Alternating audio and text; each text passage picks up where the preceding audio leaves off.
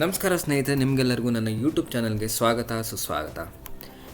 ನಿಮಗೆಲ್ಲ ಗೊತ್ತಿರೋ ಹಾಗೆ ಗೃಹಜ್ಯೋತಿ ಯೋಜನೆ ಅನ್ನುವಂಥದ್ದು ಕರ್ನಾಟಕ ಗೌರ್ಮೆಂಟ್ ಘೋಷಣೆ ಮಾಡಿದಂಥ ಒಂದು ಉತ್ತಮವಾದಂಥ ಯೋಜನೆಯಾಗಿದೆ. ಈ ಯೋಜನೆ ಅಡಿಯಲ್ಲಿ ಪ್ರತಿ ಮನೆಗಳಿಗೂ 200 ಯೂನಿಟ್ ವಿದ್ಯುತ್ತನ್ನು ಸರಬರಾಜು ಮಾಡಲಾಗುತ್ತೆ ಉಚಿತವಾಗಿ. ಈ ಯೋಜನೆಯನ್ನು ಸದುಪಯೋಗಪಡಿಸಿಕೊಳ್ಳಲಿಕ್ಕೆ ನಾವು ಮೊದಲಿಗೆ ಹೆಸ್ಕಾಂ ಅಡಿಯಲ್ಲಿ ಅಥವಾ ಯಾವುದೇ ನಮ್ಮ ವಿದ್ಯುತ್ ಸರಬರಾಜು ಸಂಸ್ಥೆಯ ಅಡಿಯಲ್ಲಿ ಆಧಾರ್ ಲಿಂಕ್ ಪ್ರೋಸೆಸನ್ನು ಅಥವಾ ಡೀಲಿಂಗ್ ಪ್ರೋಸೆಸನ್ನು ಮಾಡಬೇಕಾಗುತ್ತೆ. ಈ ಪ್ರೋಸೆಸನ್ನು ಹೇಗೆ ಮಾಡೋದು ಅನ್ನೋದನ್ನು ನಾನು ಈ ಮೂಲಕ ನಿಮಗೆ ತಿಳಿಸ್ಕೊಡ್ತಾ ಇದ್ದೇನೆ. ಮೊದಲಿಗೆ ಗೂಗಲಲ್ಲಿ bescom.karnataka.government.in ಅಂತ ಸರ್ಚ್ ಮಾಡಬೇಕು. ನಿಮಗೆ ಈ ರೀತಿಯಾದಂಥ ಒಂದು ಚಿಕ್ಕದಾದಂಥ ಪೇಜ್ ಓಪನ್ ಆಗುತ್ತೆ. ಇದರಲ್ಲಿ ಬೆಂಗಳೂರು ವಿದ್ಯುತ್ ಸರಬರಾಜು ಕಂಪನಿ ನಿಯಮಿತ ಮುಖಪುಟ ಅಂತ ಇದೆ ಅಲ್ವಾ ಸ್ನೇಹಿತರೆ, ಈ ಲಿಂಕನ್ನು ಓಪನ್ ಮಾಡಿ. ಈ ಲಿಂಕ್ ಓಪನ್ ಮಾಡಿದ್ಮೇಲೆ ನಿಮಗೆಲ್ಲ ಕಾಣ್ತಿರೋ ಹಾಗೆ ಇಲ್ಲಿ ಬೇರೆ ಬೇರೆ ಹೆಲ್ಪ್ಲೈನ್ ನಂಬರ್ಗಳು ಹಾಗೆ ಬೇರೆ ಬೇರೆ ಯೋಜನೆಗಳ ಬಗ್ಗೆ ಡೀಟೇಲ್ಸ್ ಇದೆ. ಬಲಭಾಗದಲ್ಲಿ ಎ ಅನ್ನುವಂಥ ಒಂದು ಲಿಂಕ್ ಕಾಣಿಸುತ್ತೆ. ಇಲ್ಲಿ ಕ್ಲಿಕ್ ಮಾಡಿದಾಗ ಡೈರೆಕ್ಟಾಗಿ ಗೃಹಜ್ಯೋತಿ ಯೋಜನೆಗೆ ಈ ಫೋಟೋ ತಗೊಂಡು ಹೋಗುತ್ತೆ. ಸೊ ಈ ಗೃಹಜ್ಯೋತಿ ಯೋಜನೆಯನ್ನು ಸೇವಾ ಸಿಂಧು ಪೋರ್ಟಲ್ ಮುಖಾಂತರ ನಾವು ಅರ್ಜಿ ಸಲ್ಲಿಸ್ಬೋದು.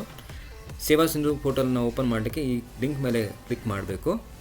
ಓಕೆ ಸ್ನೇಹಿತರೆ, ಈ ಮುಖಪುಟದಲ್ಲಿ ಗೃಹಲಕ್ಷ್ಮಿ, ಗೃಹಜ್ಯೋತಿ, ಶಕ್ತಿ ಹಾಗೂ ಯುವ ನಿಧಿ ಅಂತ 4 ಪೋರ್ಟಲ್ಗಳಿವೆ. ಸೊ ನಾವೀಗ ನೋಡ್ತಾ ಇರುವಂಥದ್ದು ಗೃಹಜ್ಯೋತಿಯ ಮೇಲೆ ನಾವು ಕ್ಲಿಕ್ ಮಾಡಿದಾಗ ನಮಗೆ ಮುಖಪುಟದಲ್ಲಿ 2 ಆಪ್ಷನ್ಗಳು ತೋರಿಸ್ತದೆ. ಒಂದನೇದು ಗೃಹಜ್ಯೋತಿ ಯೋಜನೆ ರಿಜಿಸ್ಟ್ರೇಷನು, ಇನ್ನೊಂದು ಗೃಹಜ್ಯೋತಿ ಯೋಜನೆಯಲ್ಲಿ ಲಿಂಕ್ ಮಾಡುವಂಥದ್ದು. ಸೊ ಮೊದಲಿಗೆ ನಾವು ಲಿಂಕ್ ಮಾಡುವಂಥ ಪ್ರೊಸೆಸನ್ನು ಹೇಗೆ ಅಂತ ತಿಳ್ಕೊಳ್ಳೋಣ. ನಾನು ಇದರ ಮೇಲೆ ಕ್ಲಿಕ್ ಮಾಡ್ತಾ ಇದ್ದೇನೆ. ನೋಡಿ, ಈ ರೀತಿ ಗೃಹಜ್ಯೋತಿ ಯೋಜನೆ ಅರ್ಜಿ ಫಾರ್ಮ್ ಓಪನ್ ಆಗುತ್ತೆ. ಇಲ್ಲಿ ನಾವು ಫಸ್ಟಿಗೆ ನಮ್ಮ ಭಾಷೆನ ಸೆಲೆಕ್ಟ್ ಮಾಡ್ಕೋಬೋದು. ನಾವು ಯಾವ ಭಾಷೆನ ಪ್ರಿಫರ್ ಮಾಡ್ತೀವಿ ಅಂತ, ಇಂಗ್ಲೀಷ್ ಅಥವಾ ಕನ್ನಡ ಲ್ಯಾಂಗ್ವೇಜಲ್ಲಿ.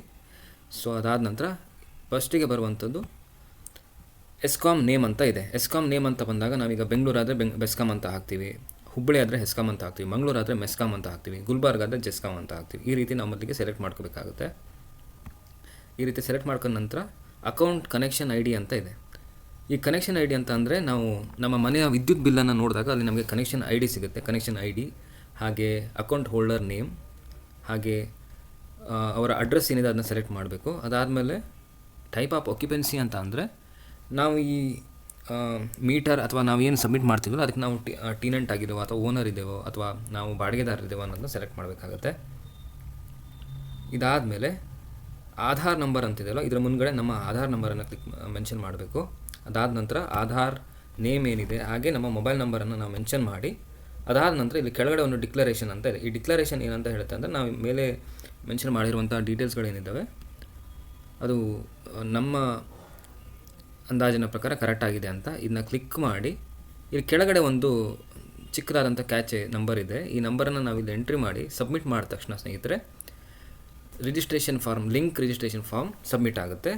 ಇದಾದ ನಂತರ KB ಅವರು ಒಂದು ಸತಿ ಈ ಫಾರ್ಮನ್ನು ಚೆಕ್ ಮಾಡಿ ಆಮೇಲೆ ನಮ್ಮ ಆಧಾರ್ ಕಾರ್ಡ್ ಲಿಂಕ್ ಆದ ತಕ್ಷಣ ನಮ್ಮ ಮೊಬೈಲ್ ನಂಬರ್ಗೆ ಮೆಸೇಜ್ ಕೂಡ ಬಂದು ಕನ್ಫರ್ಮೇಷನ್ ಸಿಗುತ್ತೆ.